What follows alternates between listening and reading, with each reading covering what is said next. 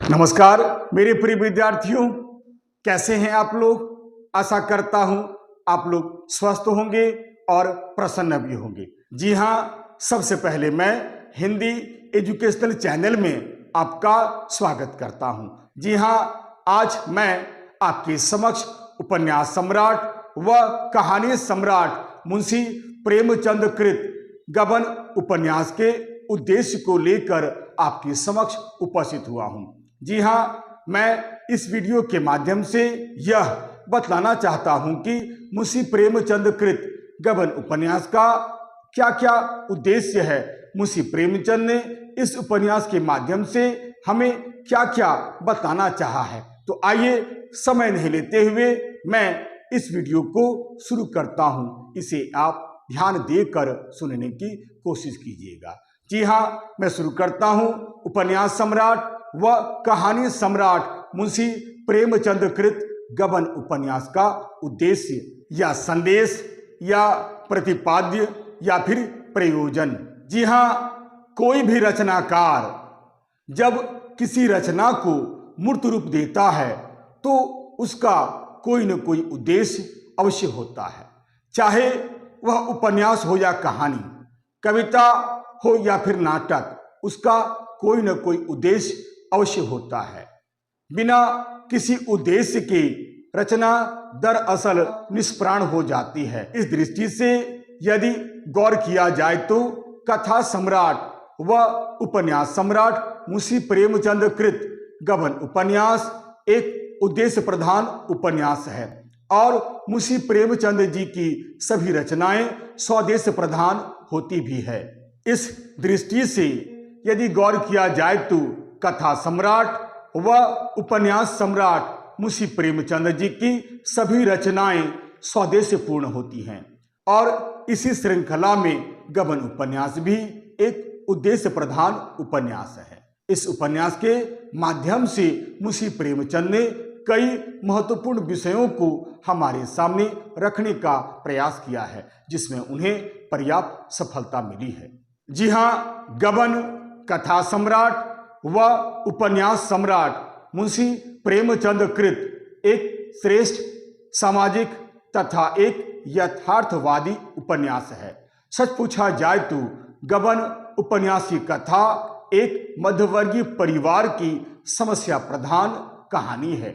इस उपन्यास की रचना सन 1931 ईस्वी में सरस्वती पत्रिका में हुई थी। यानी इस उपन्यास में हमें सन 1930 और 31 ईस्वी के भारत की झलक देखने को मिलती है, परंतु मुंशी प्रेमचंद जी का विशेष ध्यान मध्यवर्गीय परिवार और उससे संबंधित भिन्न भिन्न घटनाएं तथा समस्याएं ही रहा है। यह सच है कि भारतीय समाज में मध्यवर्गीय परिवार को एक आदर्श परिवार की संज्ञा दी जाती है, परंतु यह परिवार अनेकानेक समस्याओं से भी सदा ग्रसित रहा है, जिसे मुंशी प्रेमचंद जी ने इस उपन्यास के भिन्न भिन्न पात्रों के माध्यम से बड़े सुंदर ढंग से उजागर किया है। मुंशी प्रेमचंद ने इस उपन्यास के माध्यम से न केवल एक मध्यवर्गीय परिवार की समस्याओं से अवगत कराया है, बल्कि उसके दुष्परिणामों को दिखलाकर प्रत्यक्ष या परोक्ष रूप से उसका समाधान भी प्रस्तुत किया है। अतः गबन उपन्यास एक उद्देश्य प्रधान उपन्यास है। यही नहीं, गबन उपन्यास एक संदेश प्रधान भी उपन्यास है। इस उपन्यास में कई महत्वपूर्ण उद्देश्य या संदेश छिपे हुए हैं। जी हाँ, गबन उपन्यास का सर्वप्रमुख उद्देश्य जहां एक ओर मध्यवर्गीय समाज में रहने वाली नारियों के मन में आभूषणों के प्रति प्रेम और मिथ्या प्रदर्शन की भावना को दिखलाना है, वहीं दूसरी ओर उसके दुष्परिणाम की ओर संकेत करते हुए हमें इससे सावधान करना भी है। जी हाँ, आपने देखा होगा मध्यवर्गीय परिवार की नारी, चाहे गरीब हो या अमीर, बच्ची हो या फिर वृद्ध, आभूषणों से बहुत ज्यादा लगाव रखती हैं। यही नहीं, ऐसे परिवारों में रहने वाले लोगों में मिथ्या प्रदर्शन की भावना भी कूट कूट कर भरी होती है। मध्यवर्गीय परिवार में रहने वाले नारी का यही आभूषण प्रेम और मिथ्या प्रदर्शन की भावना उन्हें किस प्रकार तबाही की ओर ले जाती है, जिससे सैकड़ों घर बर्बाद हो जाते हैं। गबन उपन्यास इसका एक सुंदर उदाहरण है। जी हाँ, आपने देखा होगा रमानाथ अपनी पत्नी जालपा की अभिलाषा को पूर्ण करने के लिए सराफों से उधार लेकर आभूषण बनवाता है, जिसके परिणाम स्वरूप वह कर्ज के बोझ से लद जाता है और अंत में उससे बचने के लिए पैसे का गबन करने की ओर भी उन्मुख होता है। फिर उसके ऊपर तो जैसे आपदाओं का पहाड़ टूट पड़ता है, पारिवारिक जीवन तबाह हो जाता है। वह अपनी जान बचाने के लिए अंत में प्रयाग से कलकत्ता पलायन कर जाता है और फिर वहां पुलिस के षड्यंत्र में फंसकर घोर यातनामय जीवन जीता है। यही नहीं, वह अपना नैतिक पतन भी करता है। यही नहीं, इस उपन्यास में जालपा के अतिरिक्त कई ऐसी नारियां हैं जिनमें आभूषणों के प्रति अपार प्रेम दिखलाई पड़ता है, जैसे मानकी, रामेश्वरी, रतन, जग्गो आदि आदि। उपन्यासकार ने इस उपन्यास के माध्यम से भारत की देवियों को यह समझाना चाहा है कि आभूषणों के प्रति तीव्र ममता अत्यंत ही घातक होता है, अतः यह हर कीमत पर त्याज्य है। हमें इस मोह को त्याग देना चाहिए। जी हाँ, गबन उपन्यास का एक दूसरा प्रमुख उद्देश्य समाज में अपनी प्रतिष्ठा को बनाए रखने के लिए मिथ्या प्रदर्शन की भावना भी रहा है। यह गुण केवल पुरुषों में ही नहीं होता है, बल्कि महिलाओं में भी कूट कूट कर भरा होता है। समाज में कुछ लोग ऐसे होते हैं जो अपनी धाक जमाने के लिए आवश्यकता पड़ने पर ये झूठ तो बोलते ही हैं, चोरी आदि करने से भी बाज नहीं आते हैं। यही नहीं, ये ऋण आदि लेकर भी समाज में अपनी प्रतिष्ठा को बनाए रखते हैं, जिसके फलस्वरूप ये आगे चलकर एक बहुत बड़ी मुसीबत में फंस जाते हैं, जिसे मुंशी प्रेमचंद ने इस उपन्यास के माध्यम से बड़े ही सुंदर ढंग से उजागर किया है। दयानाथ, रमानाथ और जालपा इस उपन्यास के ऐसे ही पात्र हैं और इसका एक बहुत ही सुंदर उदाहरण है।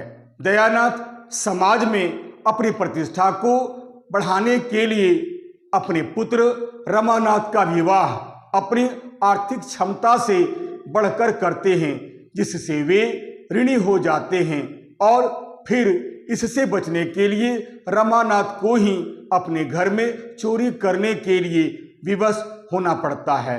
यही नहीं, रमानाथ अपनी पत्नी जालपा को अपनी तरफ आकर्षित करने के लिए अपनी वास्तविक स्थिति को छिपाता है तथा बड़ा आदमी होने के चक्कर में पड़कर तरह तरह की डींगे भी हाँकता है।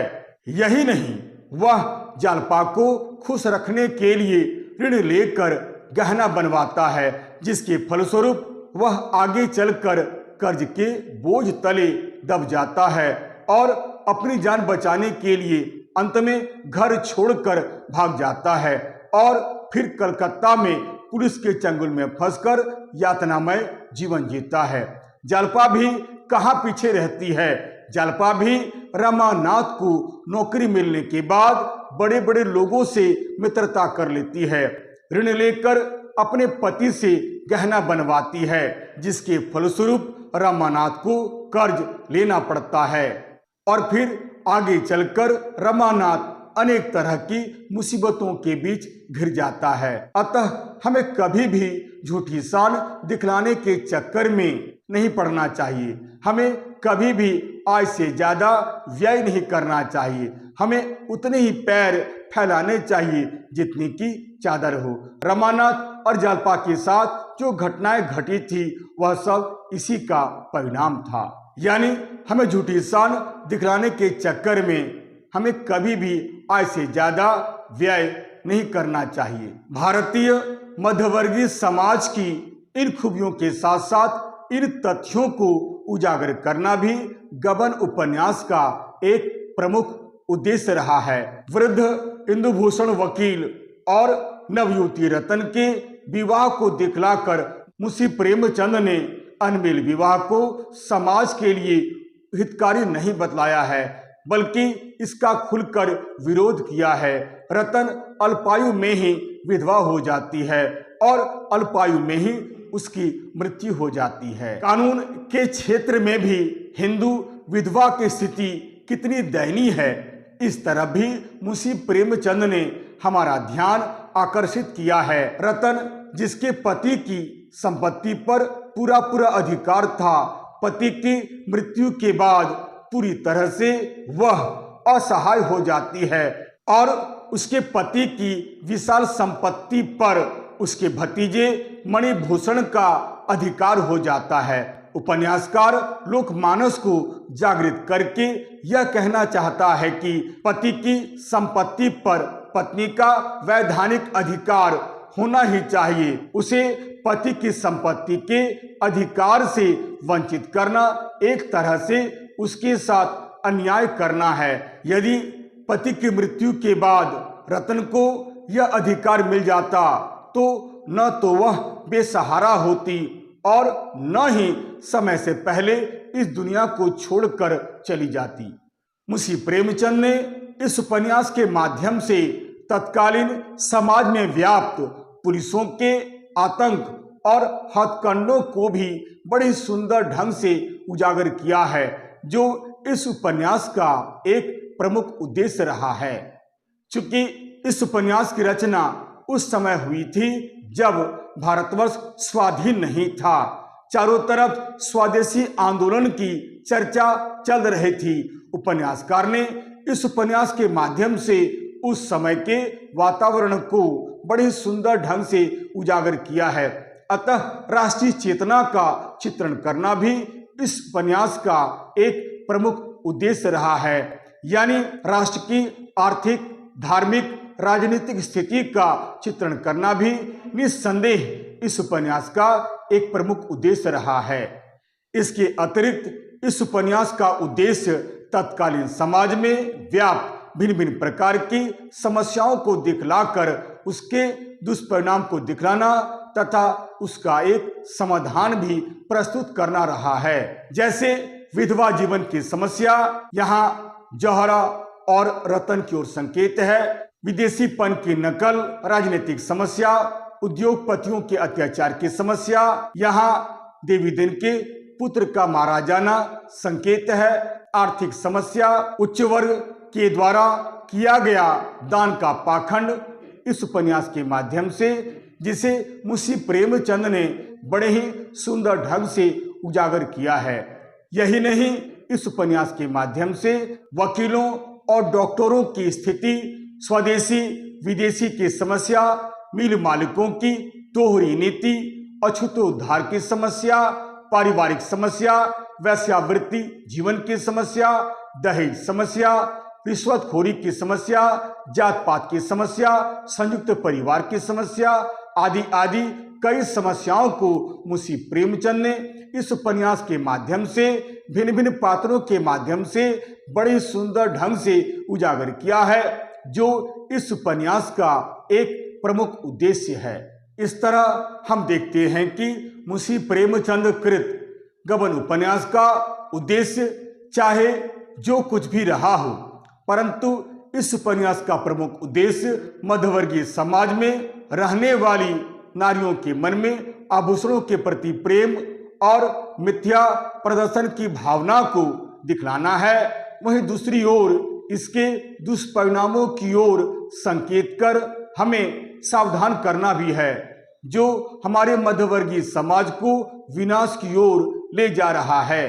अतः इसके दुष्परिणामों को देखकर युवा पीढ़ी सावधान रहे, यही मुंशी प्रेमचंद का उद्देश्य रहा है।